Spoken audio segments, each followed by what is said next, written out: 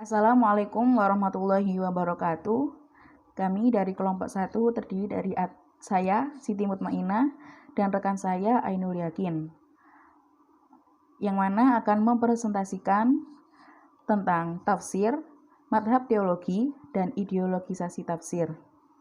Merupakan salah satu materi dari mata kuliah studi tafsir madhabi yang diampu oleh Ibu Wilda. Yang pertama, di sini saya akan menjelaskan tentang pengertian tafsir. Di sini saya mencantumkan 3 macam, yaitu tafsir secara bahasa, tafsir secara istilah, dan saya akan menambahkan tentang ilmu tafsir. Nah, tafsir menurut bahasa yaitu berasal dari kata al-fasru yang berarti jelas atau menjelaskan, memerinci, menampakkan, atau menyingkap. Yang kedua, tafsir menurut istilah, yaitu menerangkan ayat-ayat Al-Quran dari berbagai aspek.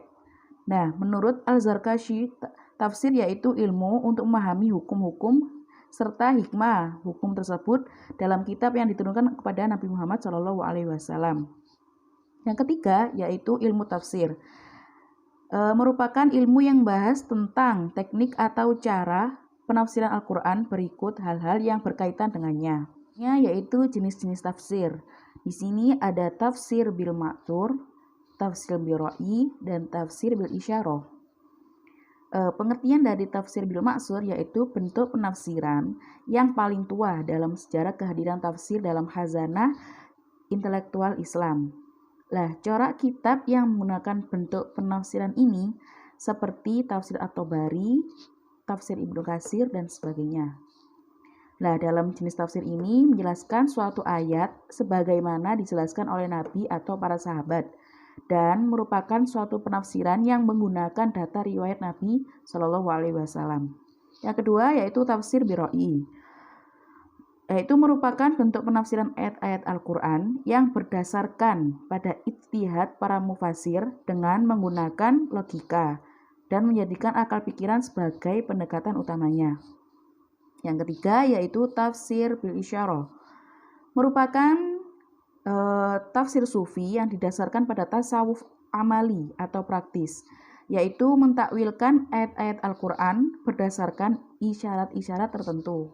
Metode tafsir di sini ada 4 macam, yaitu tahlili, ijmali, muqorin, dan maudhu'i.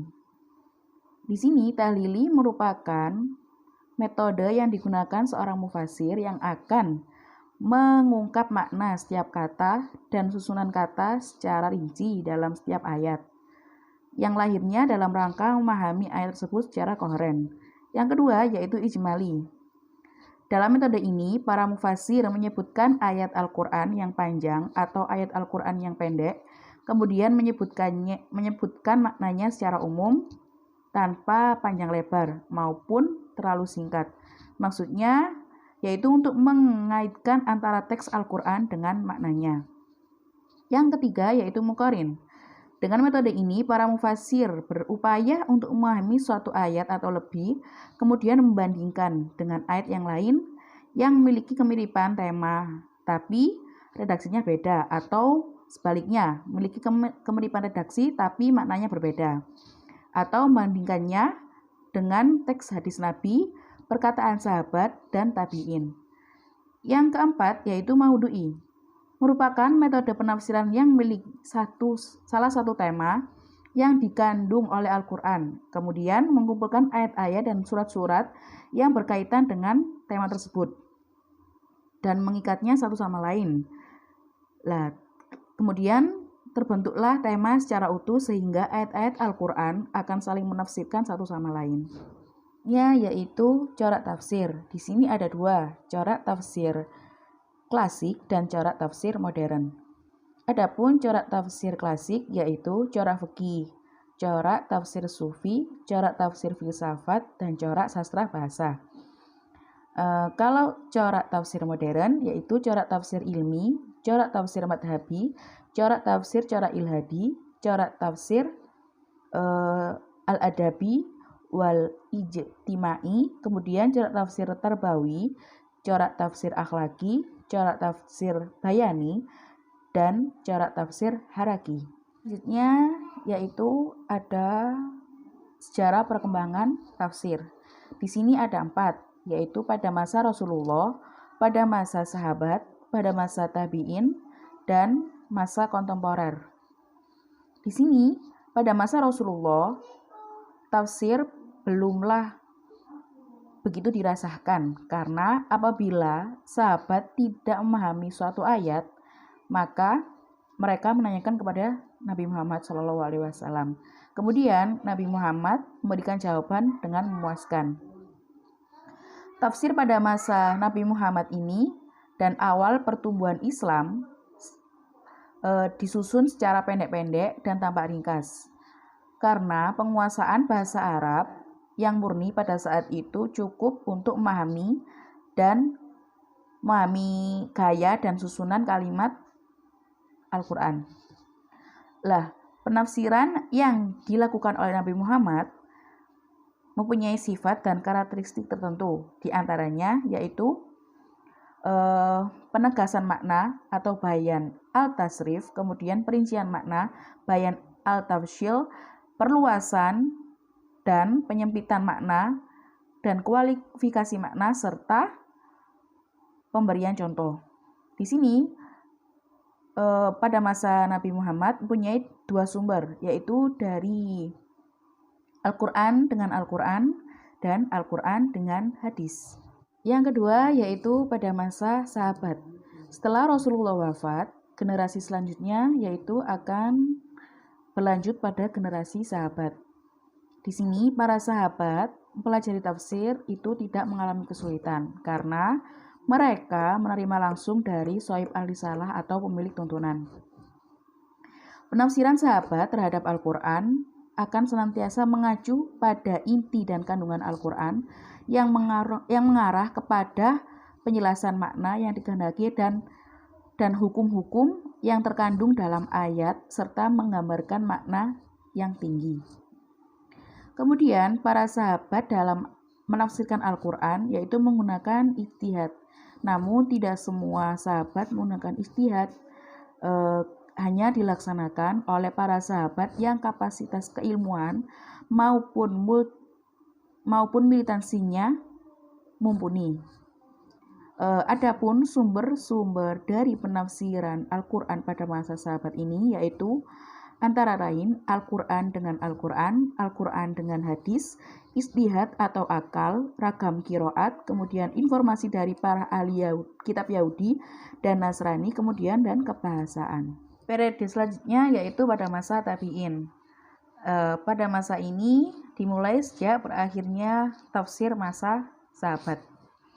Yang melatar belakangi adanya masa tabi'in yaitu ketika wilayah kekuasaan Islam semakin luas, ketika ekspansi Islam semakin luas, maka hal ini mendorong tokoh-tokoh sahabat berpindah ke daerah-daerah dan masing-masing membawa ilmu. Kemudian dari tangan inilah kemudian para tabi'in sebagai murid dari para sahabat menimba ilmu.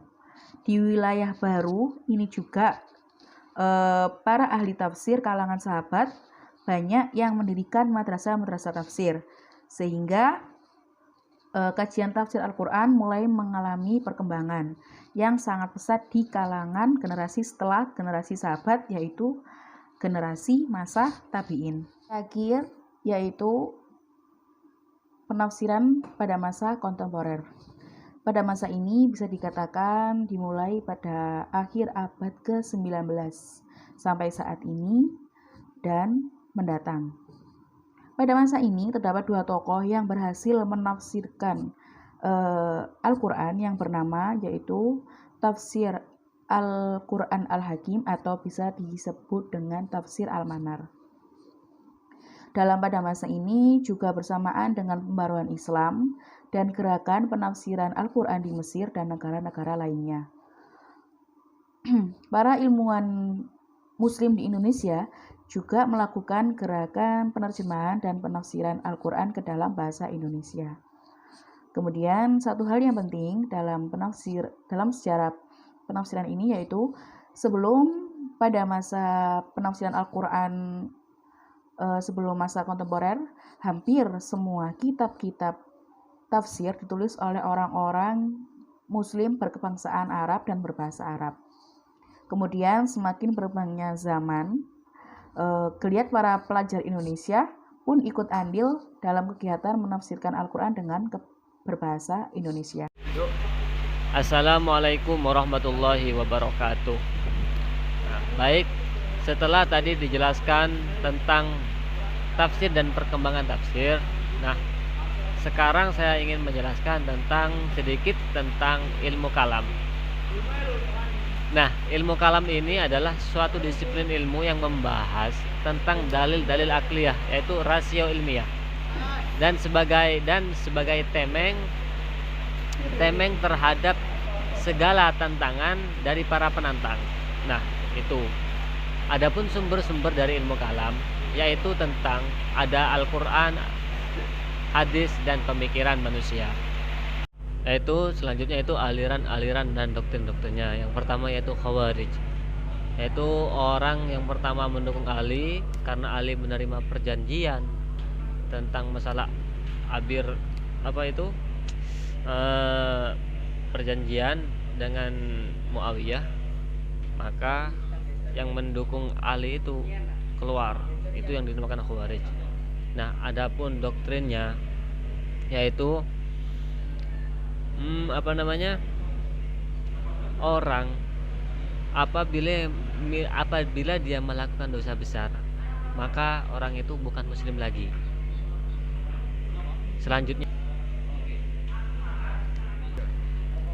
Selanjutnya yaitu aliran Syiah. Itu kebalikan dari yang tadi Khawarij. Kalau yang Khawarij itu keluar karena Ali mendukung, ini malah yang sepenuhnya mendukung Ali. Nah, adapun doktrinnya yaitu bahwasanya yang berhak memimpin yaitu Sayyidina Ali, karena itu merupakan udah wasiat dari Nabi Muhammad SAW. Terus selanjutnya yaitu tentang aliran Jabariyah dan Qadariyah. Nah, aliran Jabariyah ini orang itu tidak bisa melakukan perbuatan itu melainkan udah ditetapkan oleh Allah. Nah, sedangkan aliran Jabariyah itu kebalikan dari Jabariyah. Kalau Qadariyah itu yaitu bahwasanya manusia itu bebas melakukan apa saja dengan tidak ada keterpaksaan atau intervensi dari Tuhan. Nah, selanjutnya yaitu tentang Mu'tazilah. Mu'tazilah itu dikenal dengan al-manzilah bainal manzilataini. Yaitu kalau Mu'tazilah itu akal yang menentukan perlu tidaknya dibentuk sebuah negara. Itu akal yang menentukan kalau Mu'tazilah itu. Nah, selanjutnya yaitu Ahlus Sunnah, itu terdiri dari Al-Asy'ariyah dan Al-Maturidiyah. Ini sama semuanya ini.